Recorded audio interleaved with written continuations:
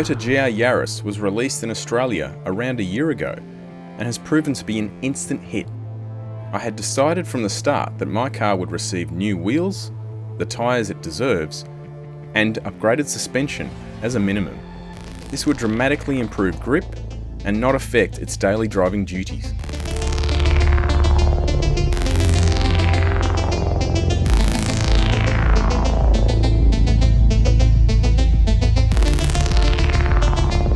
Today we are at MK Motorsports as it's time we start modifying our Toyota GR Yaris.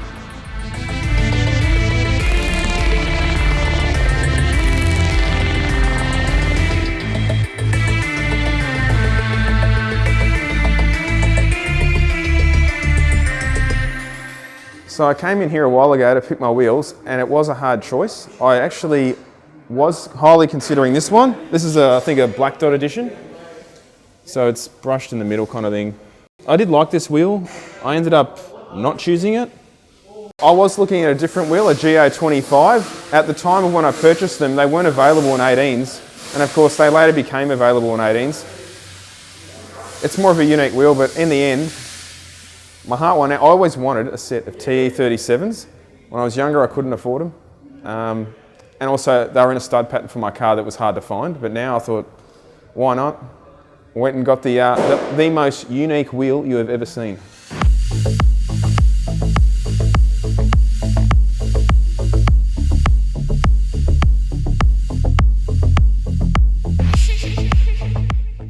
So what the Yaris is known for is its huge luggage space. Basically, if you put the seats down, it's like a little van. So if anyone owns one of these Yarises, you know the brake dust is incredible. On the factory wheels, it's horrible to clean. So considering I don't want the same happening on these, I brought them down to Gloss and he's put some high temp protective coating on them. That should make it easier to clean. As well as a few months earlier, I took the whole car here and he nano coated the exterior, Swissvax detail on the interior. Car came up mint. Now, I don't know much about car detailing. It wasn't until probably I washed the car the first time. It is so easy to wash. If you're interested in doing something like this, I'd highly suggest you contact George. Spray the car down. You can clean it in a matter of minutes. You barely even have to dry the car. The water just beads straight off.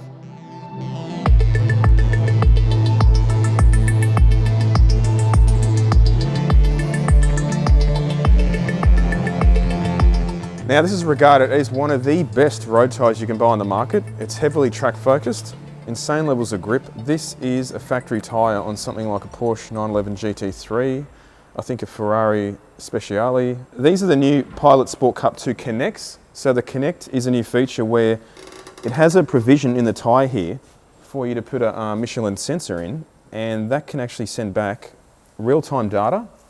For instance, at the track, and you can actually see tyre pressure and temp, things like that on the app, and it can actually analyse, suggest what tyre pressures and stuff you should adjust your tyres to increase grip. It's pretty cool technology. As far as I know, I don't think Michelin are one of the few tyre companies that are doing this. Even on the sidewall, this is actually a suede finish.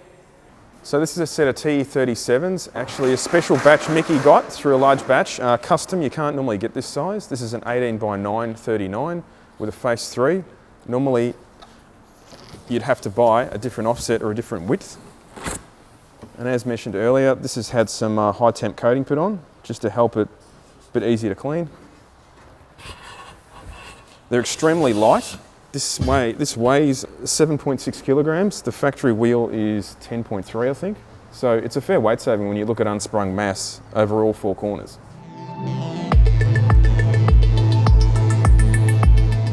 So MK Motorsports are an Australian dealer for Rays Engineering, Advan, BBS Japan, which is behind me. Awesome wheels, particularly like this style. I reckon a few would kill for this. Check out this little Rays model.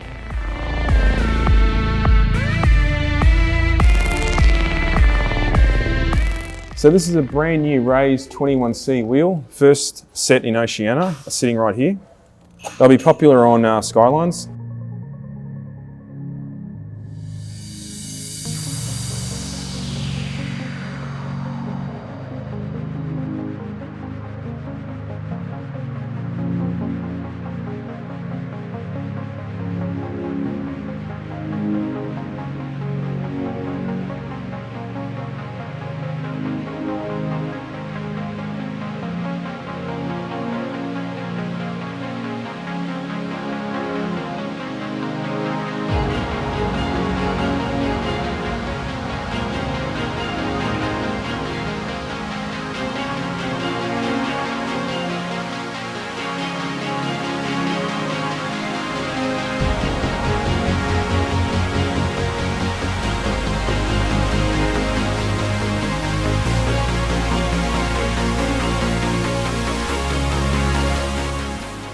Now with new shoes on the car, it was off to Shockworks to tie it all together.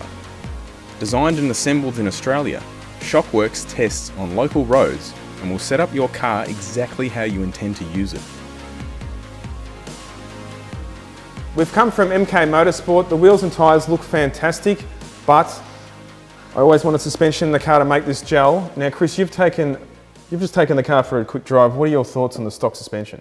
Yeah, so we've already done a fair bit of development on this platform. The factory shocks do feel a little bit different between the Rally and the Standard. The Rally's a little bit stiffer. The Rally seems to be a little bit stiffer. We've had conflicting reports. The Rally's meant to be stiffer. This overall though, the front and the rear just don't really feel matched.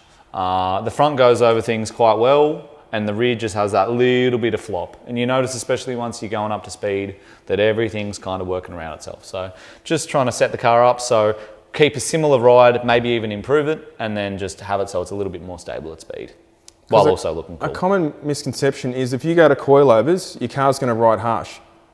Yeah, yeah. You're saying that's not the case. You can make this ride better than factory. Well, ride is set by a piston stack. It's not set by what configuration of coil you have, by spring rates and then damping force. So yeah, the coilover is just a name you give an adjustable unit. It doesn't mean that it's necessarily stiffer. So Chris, you're measuring the height where the vehicle sits at the moment, so you know how much to bring it down by as a reference? Yeah, just getting a base height roughly of where it all sits. It's not 100% necessary because I kind of know where I want it to sit, but it also kind of gives you an idea of the manufacturer's tolerance as well. So we've got that. Now we can rip some wheels off, start pulling some shocks out.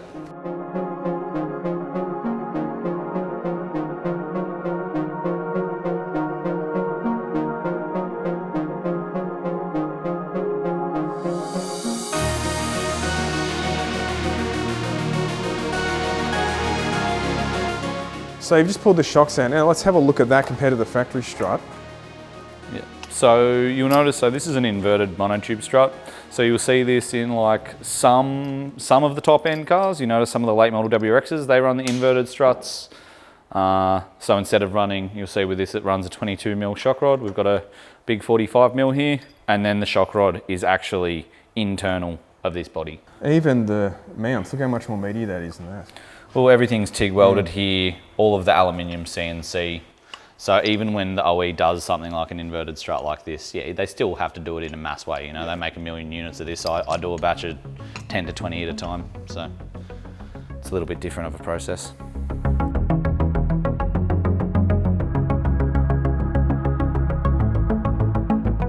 Chris, I bought these camber arms because obviously when the car's lowered, it's going to introduce some camber, and there's zero adjustment on the factory setup. Yeah, so it's a bit strange. It's meant to be a performance vehicle, and they didn't think it was necessary to even have like an eccentric bolt that they have in the back of Commodores and Falcons. So it seems a little bit weird that there's nothing at all for you. But we don't want it riding like a VT Commodore. So no, yes. But with so drive just a little bit out. If you were leaving it as a track car, it'd be worth leaving some camber in there, and maybe the natural camber that you get, it's probably going to be okay. But we've got pretty soft tyres, and there's no point on the road, I think, just unnecessarily just chewing out yeah. the first 25%. So worth noting, sphericals don't actually increase MBH when it is mounted laterally. So when it's mounted left to right, so you notice that a lot of the late model cars now, that all the lateral bushes are sphericals because you don't get all of the toe and camber change through them. It's only when you start. So you'll notice like with this bush here, it's actually got a void in it because it's not working in a complete straight path. If you put a spherical there, that's when you're going to start increasing all the MVH. But for something like this, you're not going to really notice any real harshness.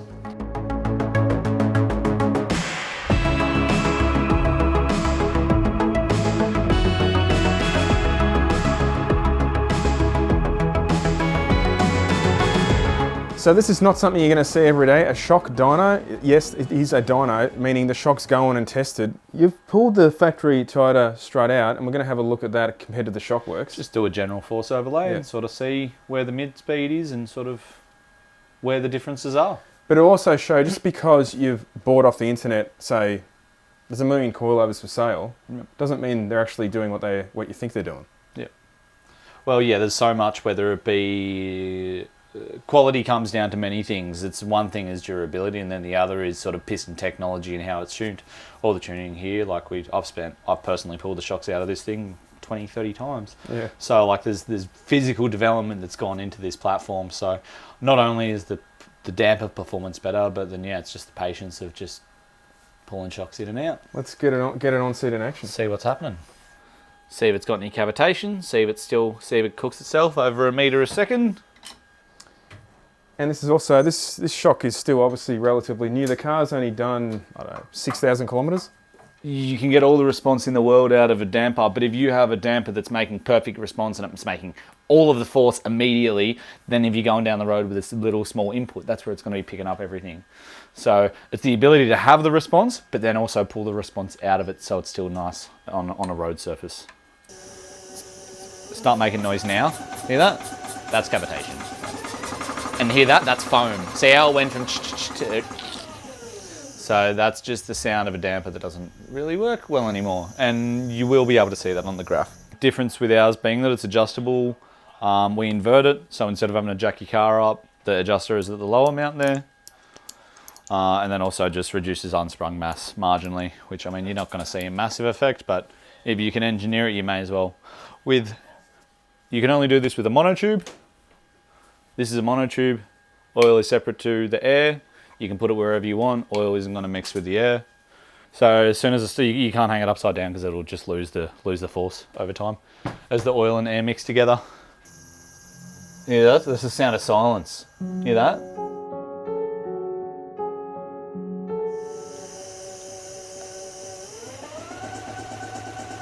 And then still nothing. That full climax, would you ever get that situation on the road driving where it would actually, I'm not talking about 2 or 3, but actually just constantly, the road, is that? Oh, like corrugation, 80, 60, 80 Ks, yeah. Yeah. But this is also stroking at the 70 mil. So usually like stroke. So Chris, you've just done 2 runs of this shock on full soft, full hard settings. What is this graph indicating? Well, something I hadn't done before, because I like to tune shocks blind, is that after measuring the factory shock, my force actually looks very, very similar in the velocity wise anyway.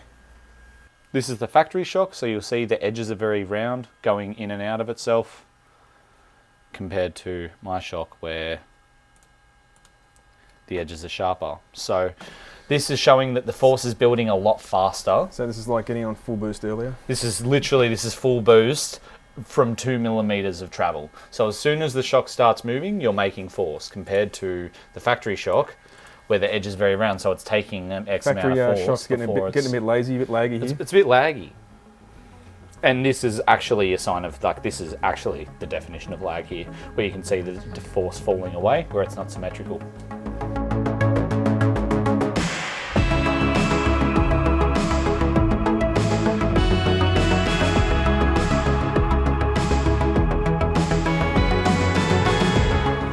An obvious question, how do you know what ride height to set on the car? You see a lot of cars that are just lowered crazy low and some aren't so much. I mean, how do you set that yourself? Well, it depends how much compromise you want. Yeah.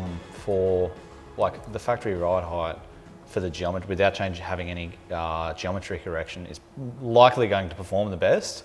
As you go lower, center of gravity lowers, but then also the leverage ratio increases. There's a bunch of things that happen as you get lower and lower, and then you get more geometry change. But for as a baseline rule, you want your arms to not be past horizontal. Yeah.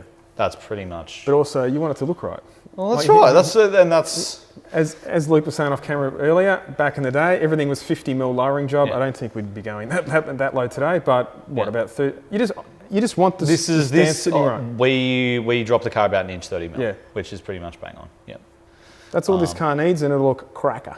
But that's where you ask someone, what are you doing with the car? And then you can decide how much you want to lower it. Because if you just have a street car, you're not going to notice the bumps here as much if you're not jumping stuff and having the car loaded. But if you're at the racetrack, that's where you're going to be noticing. Too low as well, you're going to be hitting gutters. The parking gutters. I can't imagine these bumpers being cheap. You'd be scratching them and so. Like, what about the coffee and car seating? That's what you've got to be. Well, that's right. And if you're literally, we need them, if you're driving speed limits and then parking, do what you want.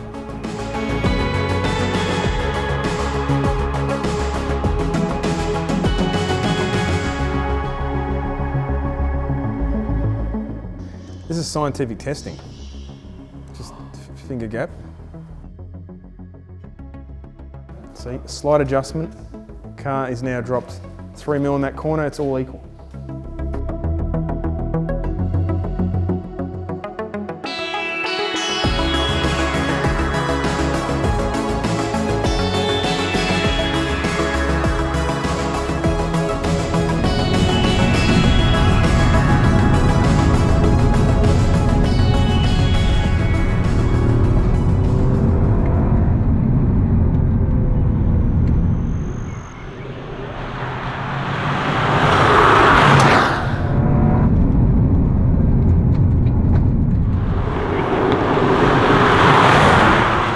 So Chris, firstly, thanks for the install. The car drives amazing. As you told me, it would ride better than factory, and it does. It's not harsh in the slightest. The steering is way more responsive. Initial turn-in's great. Looks better too. You had a good driver, what do you think? I love these things. Yeah. If they weren't so much, I'd definitely be picking one up. But give it maybe 3 years. Oh, actually, yeah, the price has gone up, haven't they? Yeah. And they're a bit hard to come by now. They're not really available. Yeah. People are taking advantage of it for sure. But no, awesome cars. In a couple of years, it might be worth picking one up when I can afford to be punching it around the track. But yeah, as a street thing, yeah, it definitely ticks a lot of the boxes. This is exactly what I wanted to do with the car when I first bought it. This is literally all you need to do: tyres and shocks, and you should be keeping up with some very, very fast cars, because it is a very, very fast car.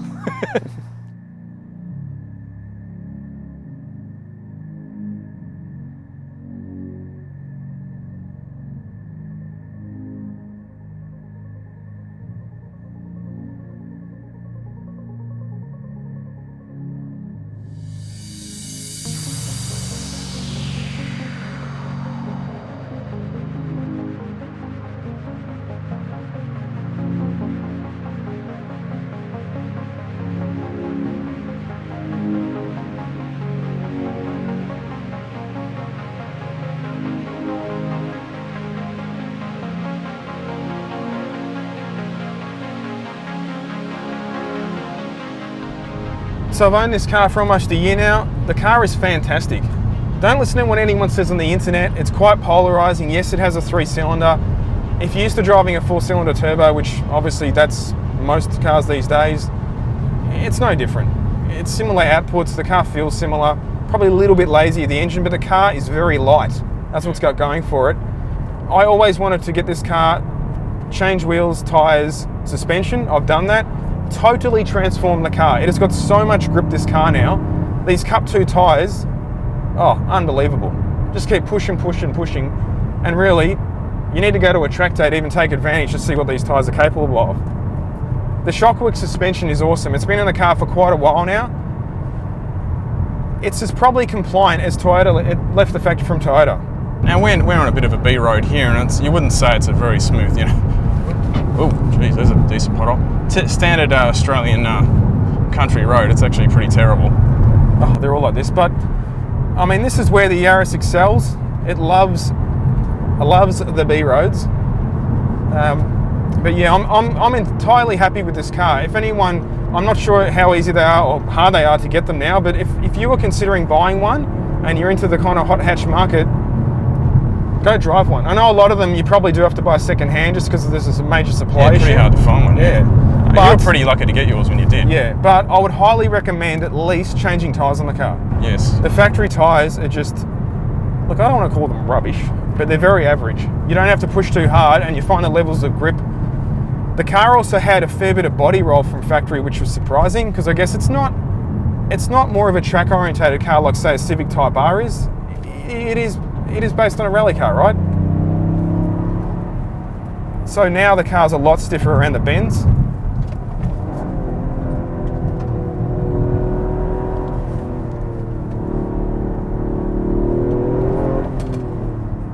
It handles way better. It looks way better. What else are you going to do? You're going to make it go a bit better. When these cars were released, apparently the 3-cylinder was a ticking time bomb. Yeah, it was on the knife edge. Now, but people still don't understand. This is a bespoke car built for rallying. It's not the same Yaris you see parked in the shopping centre. Yeah, you can't flash tune them. Whether that'll happen in the future, you'd hope so, because a lot of people will do that. But yeah, I would like to put a tune in it. Obviously the intake exhaust, and I'd be happy with that. As I mentioned, this is a daily driver. It is not a car I want off the road. And I'm just going to enjoy it. And I don't know how long I'll own it for, but I reckon it's going to be a fair while yet.